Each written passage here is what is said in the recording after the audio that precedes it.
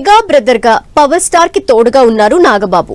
Party పెట్టినప్పటి నుంచి ఆయన వెంట నడిచి క్యాడర్ లీడర్లని సమన్వయం చేయడంలో కీ రోల్ ప్లే చేశారు.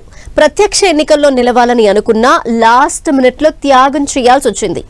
నెక్స్ట్ ఎలక్షన్ లో పోటీపై కూడా డైలమాలో ఉన్నారట. ఉత్తరాంధ్రలోని ఏదో సెగ్మెంట్ లో నుంచి పోటీ చేస్తారని ప్రచారం జరుగుతున్నా ఆయన మాత్రం ఇప్పటికీ ఓ క్లారిటీకి రాలేకపోతున్నారట.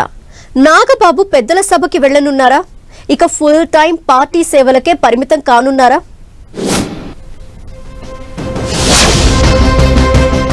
ఎన్నికల్లో పోటీపై నాగబాబు సంచలన నిర్ణయం.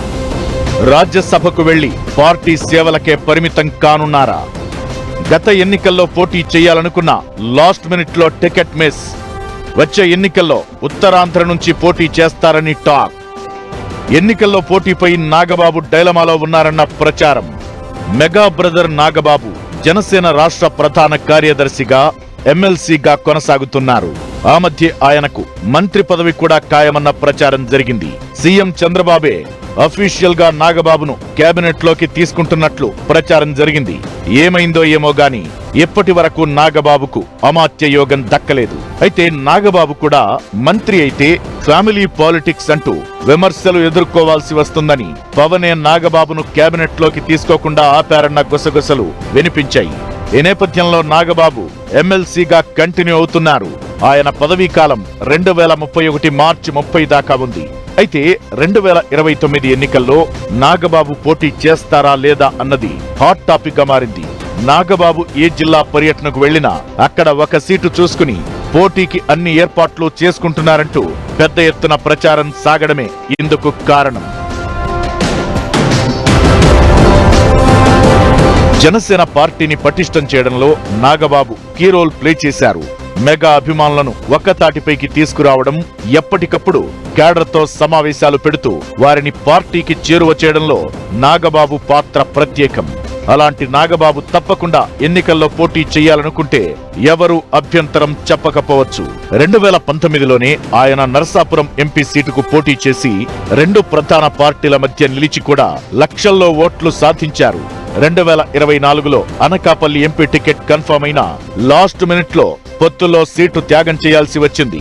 అయితే వచ్చే ఎన్నికల్లో నాగబాబు అసెంబ్లీకి పోటీ చేయబోతున్నట్లు కొన్నాళ్లుగా ప్రచారం జరుగుతోంది. ఈ మధ్యనే ఉత్తరాంధ్రలో పర్యటించి ఎచ్చెర్ల, శ్రీకాకుళం అసెంబ్లీ స్థానాల పరిధిలో క్యాడర్తో చర్చించారు. దాంతో నాగబాబు వచ్చే ఎన్నికల్లో ఈ రెండు సీట్లలో ఏదో ఒకదాని నుంచి పోటీ చేస్తారన్న ప్రచారం ఊపందుకుంది. విశాఖలో పార్టీ క్యాడర్ ని ఉద్దేశించి ఏ ఎన్నికైనా పోటీకి క్యాడర్ అంతా సిద్ధంగా ఉండాలని దిశానిర్దేశం చేశారు. ఇదే సందర్భంలో వచ్చే ఎన్నికల్లో పోటీ చేసే విషయం చర్చకు వచ్చినట్టుగా చెబుతున్నారు. ఆయన తన సన్నిహితులతో మాట్లాడుతూ వచ్చే ఎన్నికల్లో పోటీ చేసేది లేదని చెప్పారని అంటున్నారు. ఉత్తరాంధ్ర జిల్లాల్లో పోటీ చేయాలని నాగబాబును జనసేన అభిమానులు కోరుతున్నట్లు ప్రచారం సాగుతోంది. కానీ నాగబాబు మాత్రం తాను పోటీకి దూరంగా ఉంటానంటున్నారట.